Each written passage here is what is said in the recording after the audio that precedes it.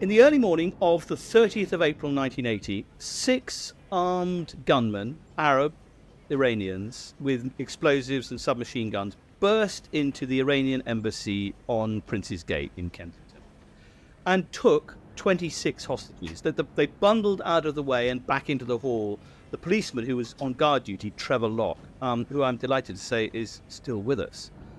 Trevor had a gun. Policemen weren't armed at that point, but diplomatic protection group officers were. And that gun, like Chekhov's gun, runs through the whole of this story because he kept it on him, unseen by the gunmen, throughout the ensuing 6 days.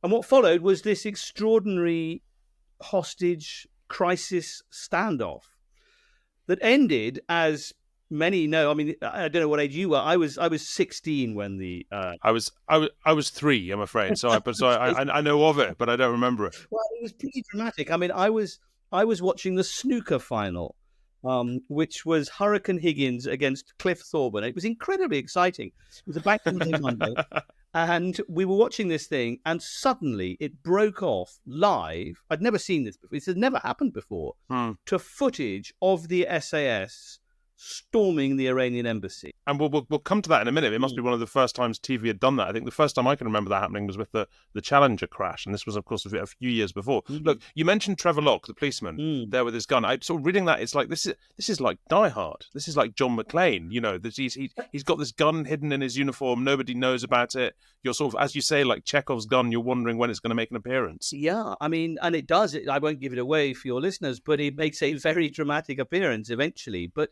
what I love about this story, Hugo, is that it all, in a way, takes place in one room inside this embassy. And because MI5 and the police technicians had drilled audio probes into the building, you can reconstruct minute by minute what was happening inside there. And it's, for many people, the story was represented, and I had inherited it, as a simple story of kind of daring do by the SAS against wicked terrorists, who'd taken over the embassy. It's actually a much more complicated and a much more interesting story than that. For a start, the gunmen, I mean, if you ask 9 out of 10 people what that embassy siege was about, they would say, well, Iranian fundamentalism. It's about Islamic extremists. That's not true at all. It's got nothing to do with that.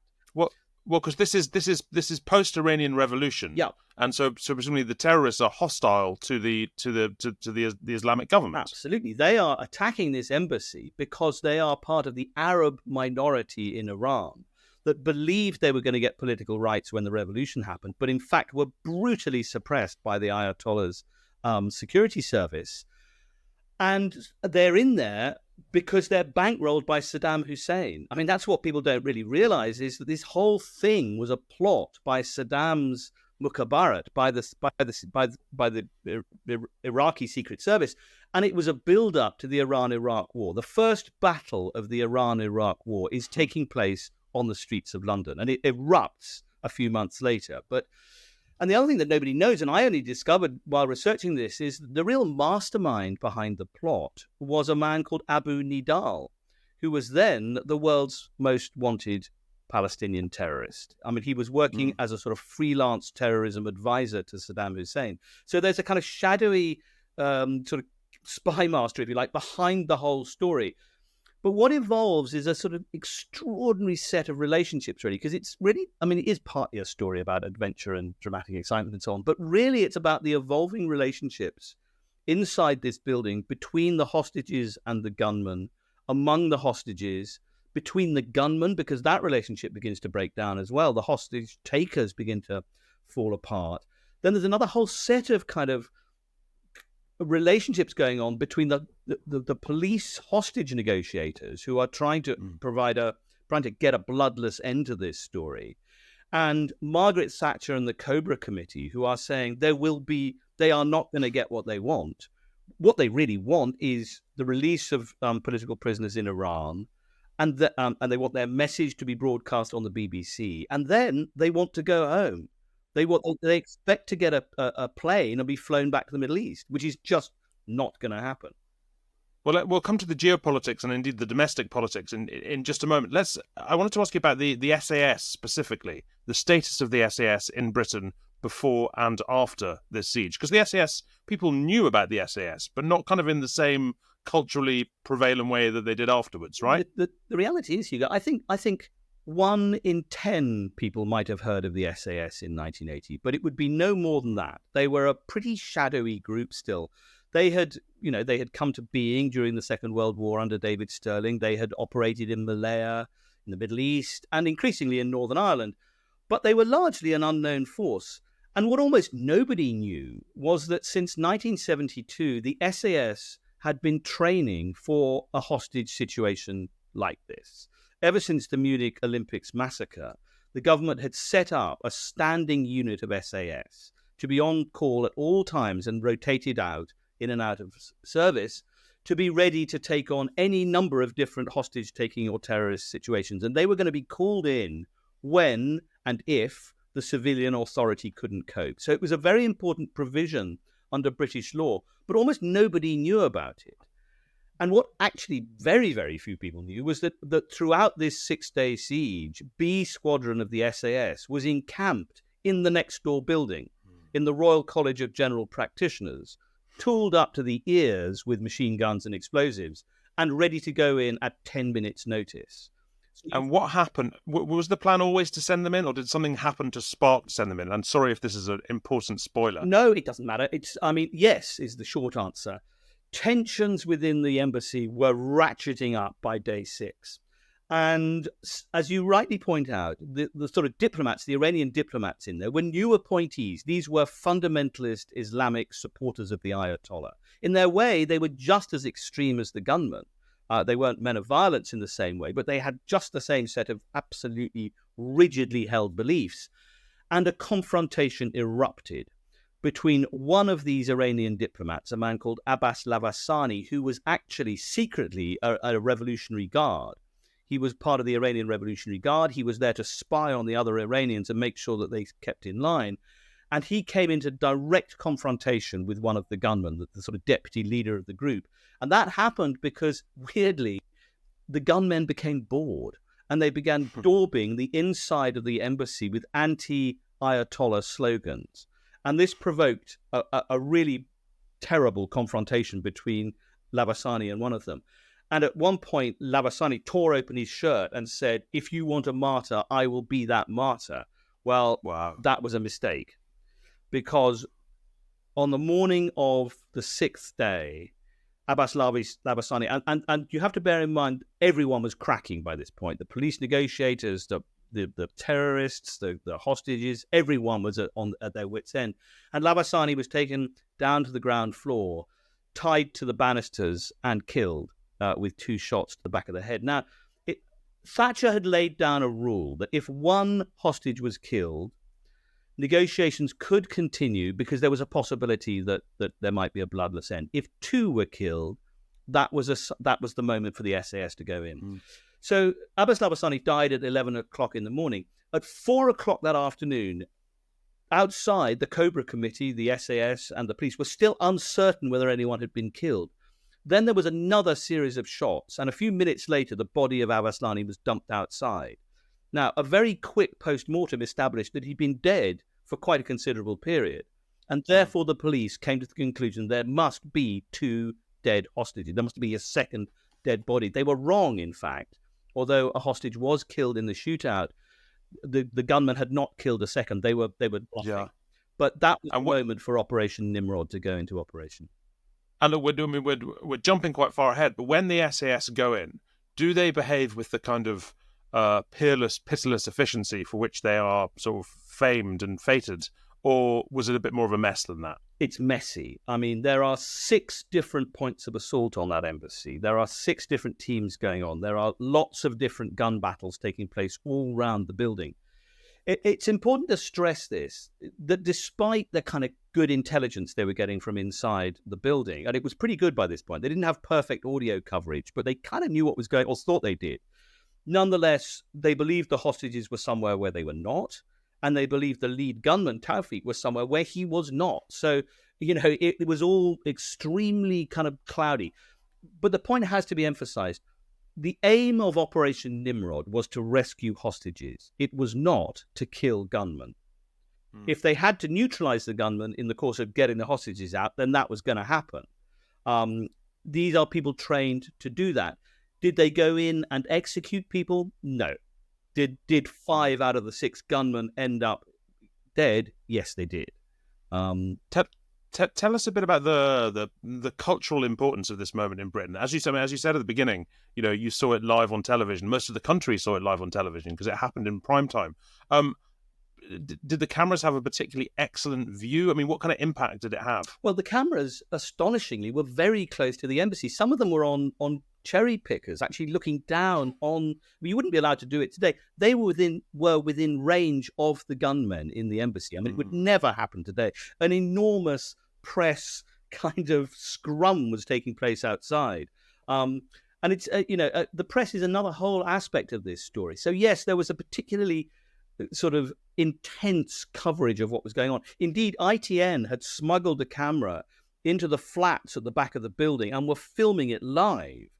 So if the gunmen had turned on the television, had they been able to do that, they would have been able to see what was happening in real time. So it was a huge amount of jeopardy was associated with that as well. In a way, I mean, to talk of the cultural effects, this event was highly significant. Margaret Thatcher had only been in power for less than a year. Here was her first real test of her mettle. It's really where the Iron Lady sort of myth story begins. She was forever afterwards posing with the SAS. This is a year pre-Falklands, right? The year pre-Falklands. And some people feel that her gung-ho approach to that was partly informed by this event. I mean, the SAS were at the spearhead of all of that. The SAS became Mrs. Thatcher's army. In fact, every time she did something in her premiership that was particularly tough or hard-minded, she was pictured by newspaper cartoonists in combat gear, abseiling down the outside of Big Ben. It became a kind of leitmotif for her rule, and she made an awful lot out of it. She was, as I say, forever posing with the SAS afterwards. But it also changed everything for the SAS because they went from being this almost entirely unknown unit. They were hurtled into the limelight. And in a way, they've been struggling with that ever since. There are people in the regiment who feel that this is almost the worst thing that could have happened to the SAS because the years of being able to operate in secrecy were now gone. And the SAS has, I think, struggled ever since between the twin demands of celebrity and secrecy. And it's something we still haven't quite worked out, whether they are secret or whether they are famous, and they celebrate this moment. But it's a double-edged sword, really. It's not as simple as it seems.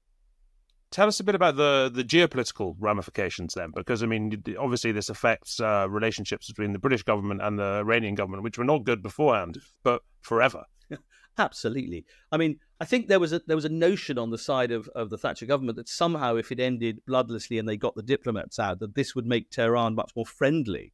It had no such effect whatever. I mean, that was a complete misreading of how the Ayatollah's regime worked. But the other thing that is hanging over this whole story is that at the same time as this is happening in London, the American hostage crisis is taking place in Tehran. There are still 55 American diplomats being held inside the US embassy there. It is a different story, that. But everybody assumed they must be somehow related. And the Americans began to put pressure on the British to say, look, if you can solve this bloodlessly, that may be a way of putting pressure to get our people out. Again, it didn't work, but it has a huge sort of geopolitical story. But of course, the core of this story is a sort of, not rebellion exactly, but protests by the Arab minority in Iran. They are the people who are behind all of this, and they are trying to get political rights for the extremely oppressed minority group there. I'm not saying they had right on their side, but they had an argument. You can imagine the consternation in the Met when suddenly they're dealing with this conflict that nobody has any idea about. No one has ever heard of Khuzestan. Even MI6 had no real idea what this was all about. And many people thought it must be some sort of tit-for-tat response to the American... Yeah, the assumption is that there must be a link. There was something, I mean, it comes up very strongly in the book, and I say this very carefully, but there was something very glamorous about Middle Eastern terrorism in this period of time. There were these people dressed like rock stars. They were they're very secular. They look like, I mean, they look amazing from the way you describe them. In sort of beautiful clothes and with a real kind of sort of a swagger. Was this perceived to have glamour at the time, or were figures like this sort of terrifying bogeymen, or somewhere in between? I think they were somewhere in between. This was intended to be a very public spectacular. They intended to get their message out. They wished to be filmed. They wanted to get... this was intended to go on television by the people who were organizing, including Saddam Hussein, I have to say, who had absolutely couldn't care less what happened to the actual gunman. But for him, this was a way of posing as the champion of Arab rights, across the world. So yes, there was something. It's hard to say. I mean, glamorous isn't quite it, but there was something very performative about what was going on. Swashbuckling, perhaps even. I think that is right. Swashbuckling, and it sounds terribly naive. Their whole plan, to get a plane and to go home and to be greeted as heroes, sounds bonkers to us today. Actually, at the time, it wasn't unheard of. I mean, the British government had negotiated with terrorists before. Famously, Leila Khaled, who's still alive, who was the sort of poster girl of Palestinian terrorism, had hijacked a plane some years earlier, landed in Heathrow, and was swapped out for Palestinian prisoners. She was allowed to go free. And that is one of the principles on which they launched this thing. They said, well, the British have done this before. There's a chance they'll do it again. What they hadn't reckoned with was Margaret Thatcher. Yeah, absolutely. And look, you mentioned this right at the beginning, but I mean, this book, it's written almost like a novel. It's so involved in what's happening in the room, so fly on the wall. And explain to us precisely, I mean, how you managed to get that much details. You said they were basically recording devices. There were recording devices, and they were picking up a lot of what was going inside. What nobody inside realized was, in fact, every food container that came into that building contained an eavesdropping device. Even the field telephone that was handed in so that the gunmen could communicate directly with the police, that was itself a bugging instrument. Every time they rang off, the gunmen thought they weren't being overheard. It was listening 24 hours a day to what was going inside. So that was one resource. The other one is that this was 1980 and everybody was still writing everything down. I mean, I don't know, it would not happen today. There is no record in this way, but I discovered in the course of the research no fewer than 4 unpublished accounts written by people who had taken part in it. One by the senior policeman, John Dello, one by 2 of the hostages one of them immediately afterwards, and one of them during these events was writing a diary, which I've seen. And then the SAS chief also, the man who ordered the attack, Major Hector Gullen, he too was keeping a diary. So you've got this incredible resource of paper material. And finally, for the first time ever, the Ministry of Defense gave formal permission for the SAS participants in this story to tell me their story. That's never happened before. And in a way, I really wanted to do that because, as you know, this story is heavily mythologized. As one person said to me when I set out on this road, said, if everybody who claimed to have been on that balcony had actually been on that balcony, the balcony would have fallen off. So there are many sort of would-be Walter Mitty's who have laid claim. The truth is, it's actually a very small number of people took part in that assault, of whom a dwindling number are still around. I mean, there are still some, and I've spoken to almost all of them. And I think the SAS, quite rightly, wanted their memories and their own real stories to be told before it was too late. So those different elements allow one, I think, to build a kind of really detailed idea of what was actually happening in. Yeah. And the feel of, well, look, Ben, it's a hell of a story and it's a hell of a book. When do we see the movie? Well, funny you should say that. The TV rights have been sold, and it's going to be a 6-part dramatization, which is great because